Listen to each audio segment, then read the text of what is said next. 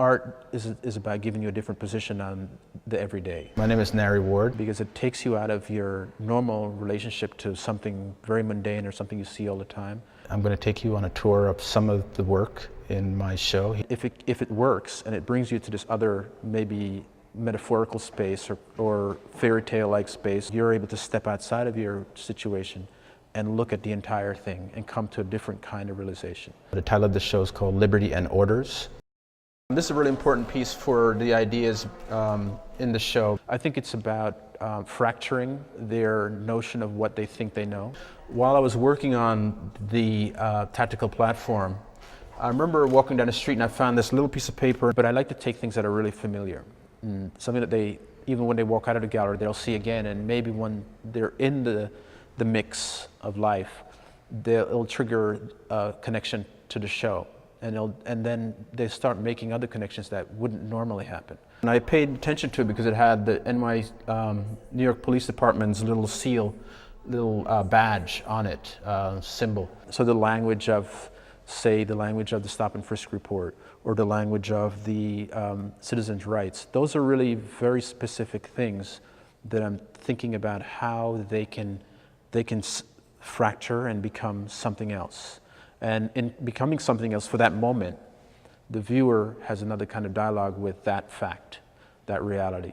And I picked it up and it was actually a small stop and frisk report. I think you also want people to be able to think in a way that is independent and rich and diverse and curious.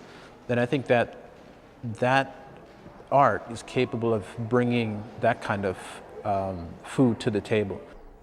And it's the report that a police officer has to make to the precinct whenever he stops somebody, and then he has to give an accounting of what happened during that moment.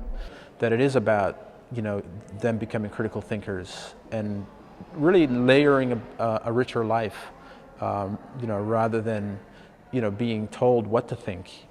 I think art gives you a platform for coming to your conclusions and empowering your own experiences and coming to your own ideas about, conclusions about what you're looking at and how you feel it relates to your life.